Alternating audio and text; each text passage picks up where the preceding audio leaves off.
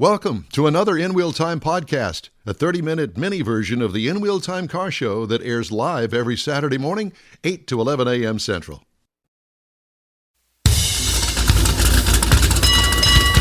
We're talking about returns, so we'll get to that in a minute. Hey, this is the only place to go for all things automotive and returns. The award-winning In Wheel Time Car Talk Show. Just ahead, John Vincent from U.S. News and World Report and their list of best cars for the money. Later, Jeff has the racing calendar. Mars has This Week in Auto History. And I'll get you caught up on the stories making automotive news headlines. Howdy, along with Mike out of This World Mars. We always need more Jeff Zekin. I'm Don Armstrong, so I'm glad that you could join us on our Saturday live program. Chief Engineer David Ainsley. He's not here today. We don't know what he's doing. No, he's not here today. You know, some days he sleeps in, and other days we don't want to know. Yeah, and some days we don't want to know, and other days he's fixing radio transmitters or installing them. He's got a lot. That's what he says. Anyway. Yeah, that's what. Do you believe him? Well, that's a question. We don't know. Those young kids are calling it nowadays. Yeah, there's that. Right. Well, look who's here. Look who's here. Look who's on the line. It's, ladies and gentlemen, it's John Vincent from U.S. News and World Report. Howdy, sir. How are you? What's going on? Good morning. How are you, gentlemen? Well, we're doing fine. My first question to you is, how's the weather up there? You know, we had a little bit of snow this morning, but it's already melted off. Really? Oh, really?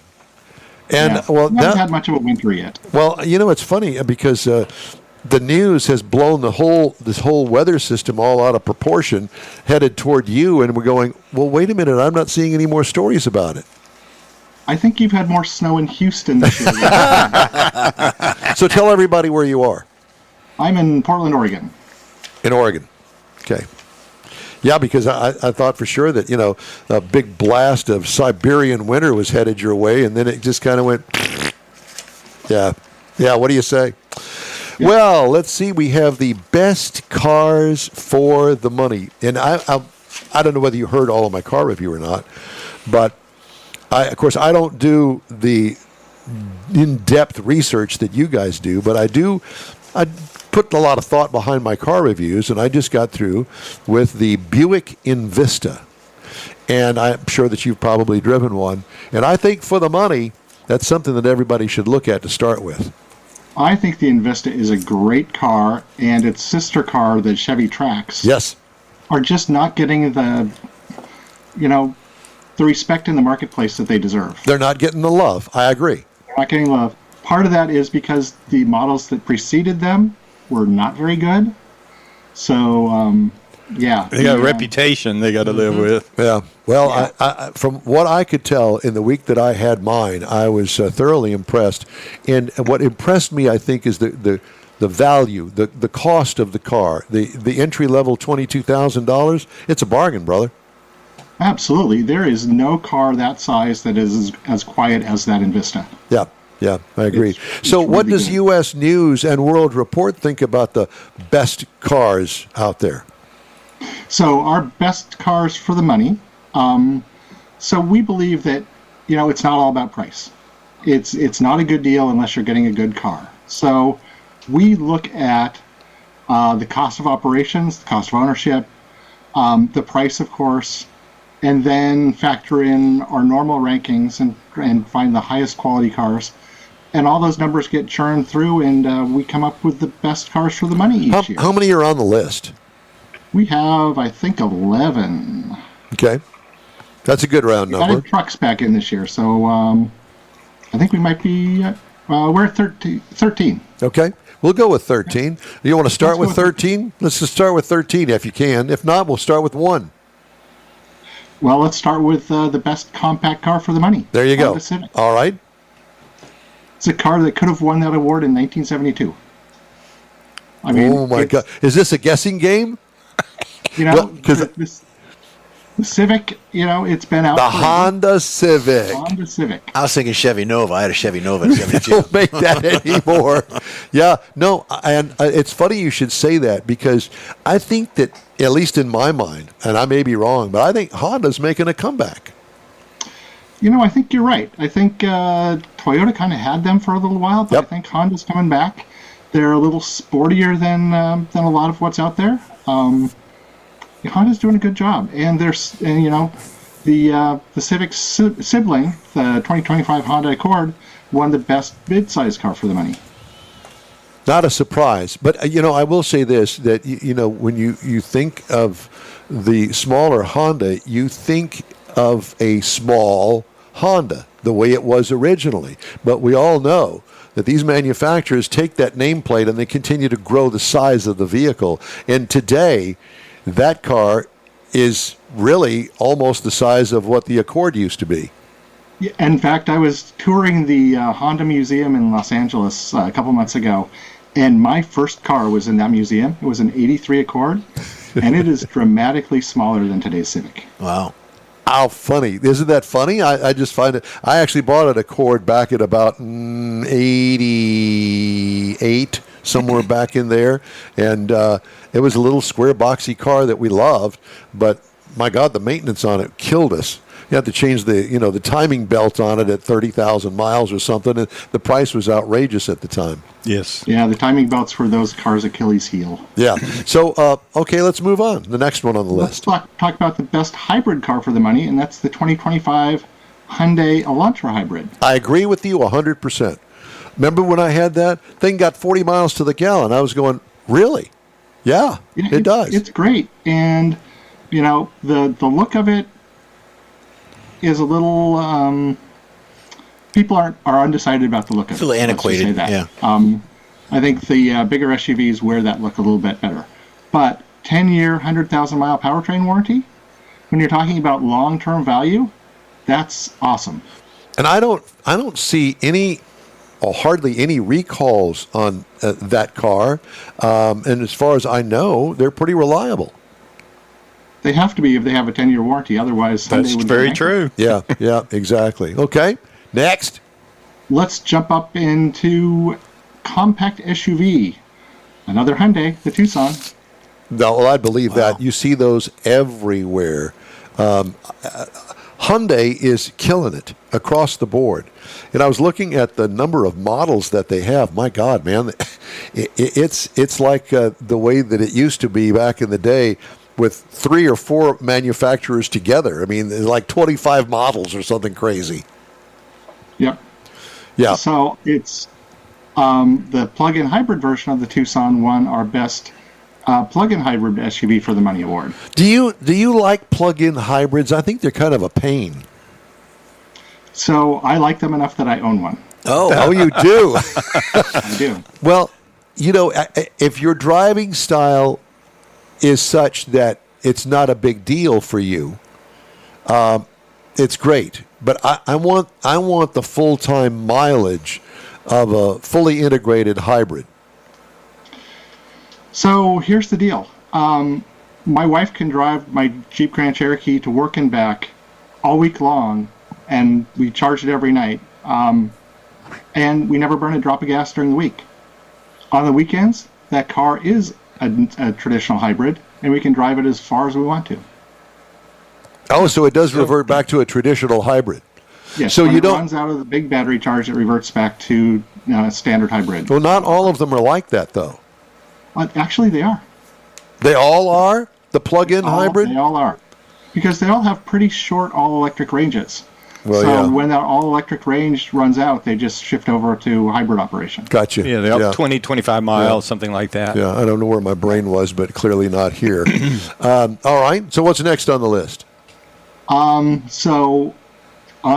with the Tucson, a car on the same platform wins our best hybrid SUV for the money. That's the 2025 Kia Sportage Hybrid. So Kias tend to be, a little sportier than their Hyundai corporate siblings. Kind of like Pontiac versus Buick. In my mind. Yeah. Don't you wish that we had Pontiac back? I do. I do too. Yeah, I think that we all do. That's interesting. I have a friend that's got a Sportage that he's looking for a new Sportage. And he asked me recently about the hybrids, so I'm going to point him in your direction. Tell him to go over here and check this. All right, so I'm going to go back to the plug-in hybrid just a minute. Okay. How many miles do you get on the single charge electric when you plug 26. it? How much? 26. 26. Yep. Yeah, most of them are 20, 25, So, maybe 30. so does the wife that drives it to work, does she plug it in at work? Nope. Our commute is about 11, 12 miles. Oh, God. So that range lasts to work and back. We don't know what that It is. charges up in about 2 hours. 11 miles to work. We don't know what that is here. You know, I drive 30 miles one way to work, and I think that I'm pretty, generally speaking, in line with everybody else. You know, it's a haul to get to work. So the way I look at it is, when I charge it, it costs about $1 in electricity. That's, offsetting a gallon of gas at 4.5. You paying 4.5 up there? Yeah. Holy Toledo! Yeah. Yikes! Okay. When it gets to be $3 a gallon here, we're hurting. Yeah. You make it there. We do, yes, we do. Yes, we do. I think you got a couple of refineries over there on the left coast, but whatever. All right, let's continue on. Let's talk about the king of the minivan class. The Honda Odyssey has won this award for years and years. Wow. It's the best minivan for the money. And Not the newest one out there, pardon me? but What did you just say? It's not the what? it's not the newest minivan out there, but it's a great one. So you guys don't like the Chrysler Pacifica minivan? We do like the Chrysler Pacifica minivan. The Pacifica has gotten rather expensive, and our studies show that it has a higher cost of ownership over the first 4 years. Interesting. Oh, so okay. So back to your value. You're looking at the overall value. Okay. The eye appeal to me is the Toyota van. I like that look of that van. I do like the Sienna too. The Sienna has, all-wheel drive and is a hybrid and gets better mileage than anything else out there, except for maybe the new Carnival hybrid. But it comes back to, we don't just throw darts at a dartboard. We look at the numbers, and the Odyssey comes out on top every year.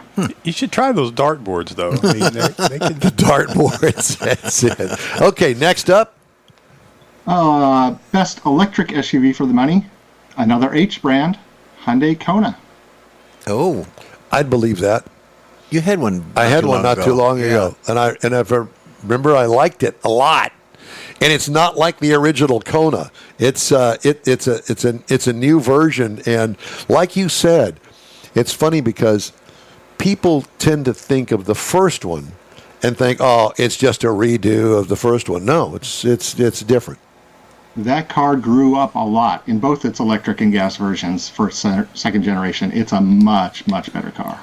It's funny how that psyche thing really plays a part in the popularity of vehicles, and you put it perfectly with the other one that we said, in that the fact that they blew it when it came out of the box, but they've fixed it all now, and now it's really a bargain. And you go, golly, how do you overcome what you did before? Yeah, first impressions. Yeah. Exactly. Yeah. Impressions last a long time. Changing them takes even longer. Yeah. All right, what's next? Best two-row SUV for the money. The car behind me, 2025 Honda Passport. In its last year of the current product cycle, it's still a solid contender in the class. The Honda Passport It has for a grown up two-row. in size too. It's Used to grown be- tremendously yeah. in size. Yeah.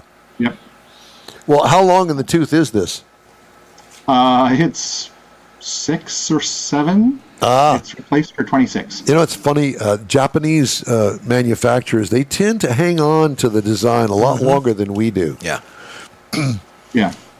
And Yeah, the not that minimum- that's bad, because the original vehicles are very good, and they seem to transition well through time. So I was actually talking to a Honda engineer about that, and that's interesting because a lot of brands, they bring the car out and then they look at how they're going to improve it over the next several years. Honda looks at how the car is going to be 7 years in the future and dials it back to the car that they bring out. Really? How? Wow. I would never even think that, but sure, why not? It's Yeah. kind of counterintuitive. Yep. So we got to talk about this one again. Best three-row SUV for the money. The 2025 Kia Telluride. It's good that it's as large as it is, so it can carry all of the trophies that this thing has won. I am not a fan of that vehicle. Really? Yeah. Why? It doesn't. I got to look at something and say, oh yeah, I like that. There's nothing on that vehicle appeals to me. He doesn't like the design. Yeah, and I have to be honest with you. It's not something that I would be attracted to go into the dealership and look at. Now, you may feel differently than I do. That's fine, because the beauty is in the eye of the beholder.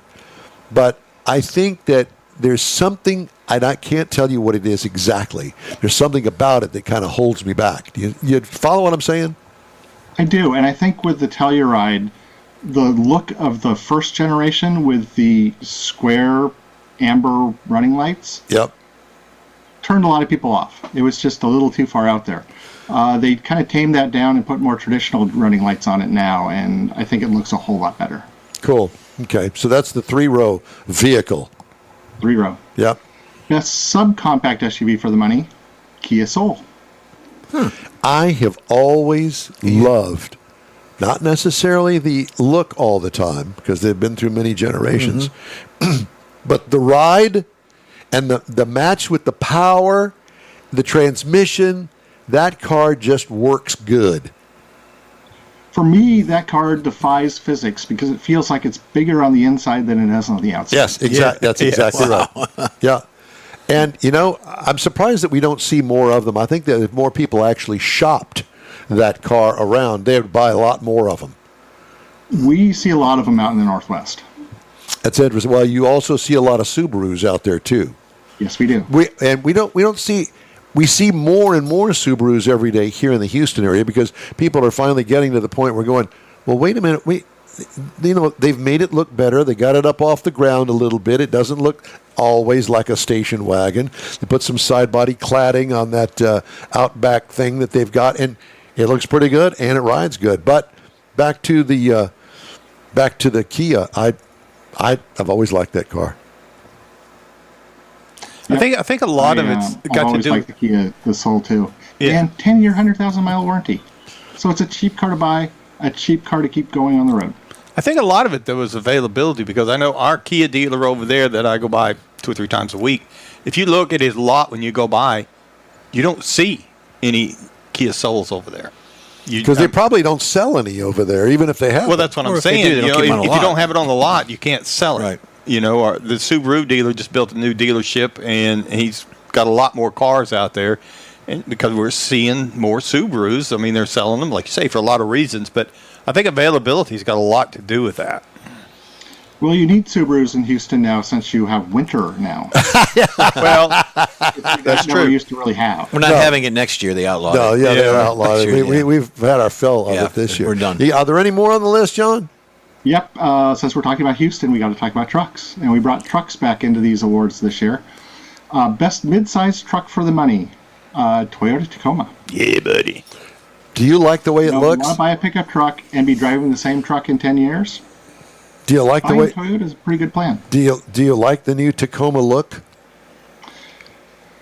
There are trucks in the class that I like better, but I've had a whole lot of fun in Tacomas, in the new Tacoma, and it's a very capable Well, vehicle. maybe I'll get one in the future. I saw one pass me up the other day, and I'm going, "That's the new Tacoma." Okay, all right. Yeah. Well, John, listen. It's always very high compared Yeah. to the old one. Yes, Yeah, it does. It's great to talk to you as always. Thank you so much for joining us today. You'll be in touch with us with the next whatever it is that you guys are going to come up with. Best cars for families. We'll be waiting. Yeah. We'll be waiting to schedule you on that one. Thanks again, my friend. Good to talk to you. Thank you. Thank you. Have a good day. You Thanks, too. John. All right, John Vincent, U.S. News and World Report. Just ahead, Jeff has the racing calendar. Mars has This Week in Auto History, and a couple of more news headlines. The In Real Time Car Talk Show is back in a flash. The Tex-Mex dining experience is defined by Lupi Tortilla, your destination for Texas's best beef fajitas and frozen margaritas. Since 1983, Lupi Tortilla has served authentic and time-tested recipes made with the freshest ingredients. Atmosphere is part of the award-winning experience at Lupi Tortilla, all developed in a little house near Highway 6 and I-10 in West Houston. Visit any of the Lupi Tortillas and you'll see the same attention to detail in each and every location. Start your Lupi experience with queso flammeado and guacamole, along with a classic frozen margarita. Dine on famous loopy beef and chicken fajitas, or pepper shrimp brochette, or a fish or vegetarian entree, and finish with a scrumptious flan for dessert. Find Loopy Tortilla in Houston, College Station, Beaumont, Austin, San Antonio, and Dallas-Fort Worth. There's a Texas location near you. The recipes are authentic and time-tested. The ingredients always fresh. Loopy Tortilla, he's pretty good. You own a car you love. Well, why not let Gulf Coast Auto Shield protect it? Houstonian John Gray invites you to his state-of-the-art facility to introduce you to his specialist team of auto enthusiasts. We promise you'll be impressed. Whether you're looking to massage your original paint to a like-new appearance, apply a ceramic coating, install a paint protection film, nano-ceramic window tint, or new windshield protection called ExoShield, Gulf Coast Auto Shield is where Houston's car people go. Curbed your wheels? Instead of buying new, why not have them repaired? How about a professionally installed radar detector? Gulf Coast Auto Shield does that too. Get a peek inside the shop and look at the services offered by getting online and heading to gcautoshield.com. Better yet, stop by their facility at 11275 South Sam Houston Tollway, just south of the Southwest Freeway, and get a personal tour. Gulf Coast Auto Shield is your place to go for all things exterior. Call them today, 832-930-5655 or gcautoshield.com. It's the In Wheel Time Car Talk Show. Hey, you're going to go on the Hot Rod Tour of Texas? Whether you're going on it or not, you can join by following In Wheel Time and our team as we join over 300 other enthusiasts beginning April 24th. Get the info link at inwheeltime.com and our In Wheel Time Facebook page. And when's that going to appear, Mr. Morris? This week. Going to be a highlight. When you get through watching the Super Bowl, you just go over there and say, yeah, I'm going to keep having fun and go on the Hot Rod Tour of Texas. Okay. No. Yes. The link. Yeah. We'll be there when you get off the Super Bowl. Okay, I just wanted to make sure that we're all on the same page. I understood. We are on the same page. They understood. I'm not on the same page. Okay. Time now for the racing calendar, sponsored by the Texas Muscle Car Club Challenge. All right. February 16th, next weekend, NASCAR Daytona 500. Now, they did the Bowman Clash. Not really happy with that, but okay. It's coming up on the 16th, Daytona. February 15th, you've got the Saudi Arabia. It's they've got a Formula E event going out there in Saudi, so you can tune that in. I'm not sure. I think it's on one of the platforms, Disney or something of that nature. And then coming up in March 6th through the 9th, Gator Nationals. Keep talking about it. NHRA's coming up. IMSA Racing is in March. Also, it's the 12 Hours of Sebring, and that will be on Peacock as well.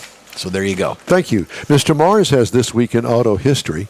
It was a very interesting week in auto history this week. I found some things that I did not know. February the 1st, back in 1979, Ford announced the discontinuation of the Ford Pinto. Oh. It was originally introduced in 71 as Wait a minute, it made it all the way to 79? Yep. Oh, God. It was introduced in 71 as an affordable compact. A 1978 recall attempted to address the safety issues on it, but it continued to decline in sales, and Ford finally phased it out in 1979. Well, remember the rear end accidents? They used to blow up. I actually rear-ended one in a Monza. Yeah, it didn't blow up or anything. It was just damage. But it was a fire sale. So that's true. February the 2nd, 1923, leaded gasoline went on sale for the first time in Dayton, Ohio. I did not realize that this was developed by General Motors and Standard Oil to reduce engine knocking, improving performance and efficiency. It was the toxic effects on health were known, but they kind of put up with for a long time until they finally decided to phase it out due to the harmful impact. Ethyl. Just go down to the station and pump ethyl. Yeah. Jeff, I'm sorry. The last Chevrolet Caprice Classic station wagon was produced in 1989 this week. I'm tearing up. Look at that bad boy. Yeah, marked the end of the full-size American family wagons, known for its spacious interior V8s engines. Wow. You know, that is today becoming actually a collector item, and I would love to get in one of those today just for a ride. Yeah. To remember when. And that particular one, brown, is good. Yeah. Oh, God. This week on February the 5th, 1952, the first don't walk pedestrian traffic signals were installed in New York City. Now, this is the first ones were put in there to help reduce accidents, and by getting people across busy intersections, it has evolved across time, and now it's a worldwide symbol of don't walk. Okay. February the 7th, 1942. I did not know this, but the U.S. government halted production of private passenger cars due to World War II.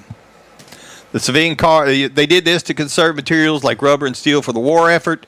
And they remained until 1945 when they started building them. And by that time, all the new technology that had been developed for the war effort were put into place, and there was a big technological advance in automobiles when they came back in 1945. February the 8th, 1904, the first New York to Florida road trip was completed by automobile. This was done by the New York to Florida Automobile Club. That's covered scary. 1,100 miles on primitive roads, and it was done to show that you could take long trips in automobiles. In that. Oh, yeah. Yeah. Good Tub Lord. it out, baby. Paved the way for future road trips and set the stage for a future revival of wheelchair sales down south. That's this week in automobile history. I loved it. That was good. Thank you so much. Tesla fans. Are there any listening to this show? There's like 8 of them. Tesla fans have spent years coming up with the explanations for why the company put the charging port on its cars behind the left rear door. So drivers usually have to back into charging stalls rather than near the front end, like on many electric vehicles today. Well, it's safer to back in than to back out. It allows for the shortest wiring to the battery. It's most convenient for the driver. It's more protected from possible snow and ice buildup. According to Peter Rawlinson, the Lucid Motors CEO, who was chief vehicle designer for the Model S, none of the reasons frequently cited on various Tesla forums is correct. Rawlinson said, he told Tesla CEO Elon Musk that the Model S charging port should be on the left front fender between the wheel and the driver's door. Most Americans drive nose in rather than parallel park. Rawlinson told PC Magazine for an interview published January 30th. If you drive nose in, you want the charge port on the front. You don't want a long, dirty old cable coming past the doors. But Musk vetoed the plan because it wouldn't suit the layout of his garage in Bel Air. Of course. Why do it? Rawlinson said the design was then changed to accommodate the CEO's wishes. Hell, it's his car. Exactly. He said it's going to be on the rear because he could trip over the cable, Rawlinson said. So there's the reason why. There you go. So none of the things that we think about had none of that to do with it. I want it over there because that's the way I want to charge it. Okay, well, there you go. The interesting thing is the Chevy EV truck and the GMC It's on the left rear. It's on the left rear, Yeah. and which is fine with me. Works great. Yeah. Just thought I'd bring that up. Yeah. All right. We'd love to hear from you. Shoot us an email. The address is info@inwheeltime.com. We are back after this quick break. Pro-Am Auto Accessories has been serving Houston's auto enthusiasts since 1984, providing world-class products for sports cars, European sedans, and American muscle.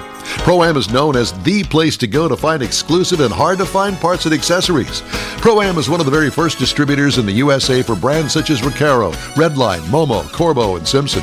Located in the heart of Houston's premier retail and service corridor, the Galleria area, Pro-Am's walk-in storefront includes an 8,000-square-foot warehouse, showroom, and installation bays. Pro-Am not only sells parts and accessories, but also offers installation and service. Pro-Am is now reaching a worldwide audience through Pro-Am.com, taking its local reputation to the rest of the world. At Pro-Am Auto, you'll be dealing with a small group of professionals who truly want to help you with your automotive needs. If you don't see what you're looking for on the website, call and Pro-Am will lend you a hand. Pro-Am Auto, 6125 Richmond at Green Ridge in Houston's Galleria area. Call them at 713-781-7755. The award-winning In-Wheel Time Car Talk Show now reaches 5.3 million folks each year. Check us out on InWheelTime.com, the Odyssey radio app, YouTube, Facebook, and just about every other entertainment source out there, including our live broadcast every Saturday, 10 to noon Central Time. The In-Wheel Time Car Talk Show has informative automotive guest interviews, new car reviews, along with popular features including Jeff's Car Culture, the latest new cars, cruise-ins, and racing dates. It's InWheelTime.com. Join us. Well, that's all for this week's In-Wheel Time Car Talk Show. Be sure and check us out online at inwheeltime.com. We like to look too. We'd love for you to send us some pics of your ride. Please include as many details as you'd like, and we'll feature it on a future show. Send it to info@inwheeltime.com. And when you're looking for award-winning car talk, you can find the In-Wheel Time Car Talk Show 24/7 on the In-Wheel Time app. On the road, grab a podcast anytime from your favorite podcast provider, including the new SiriusXM podcast channel. And be sure and catch us on the Odyssey radio app. We video stream our live show every Saturday 10 to noon on Facebook, YouTube, and InWheelTime.com. The In Wheel Time video technical director is we always need more Jeff Zekin. For booking agent, video editor, and people finder, Mike Out of This World Mars, and chief engineer David Ainsley. Yeah. I'm Don Armstrong. Thanks for joining us. Hot Rod Tour of Texas rolls out April 24th, and we hope you'll join us, or at least tune in during the tour. Be safe out there. Enjoy the Super Bowl tomorrow. Even if your team doesn't win, I think you'll have a good time. Have a great week. Thanks for joining us, and tune in to In Wheel Time next time. We'll see you then.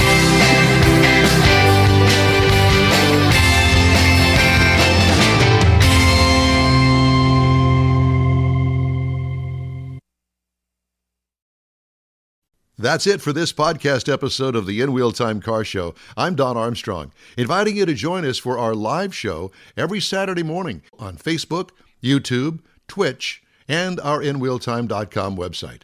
Podcasts are available on Apple Podcasts, Spotify, Stitcher, iHeart Podcast, Podcast Addict, TuneIn, Pandora, and Amazon Music. Keep listening, and we'll see you soon.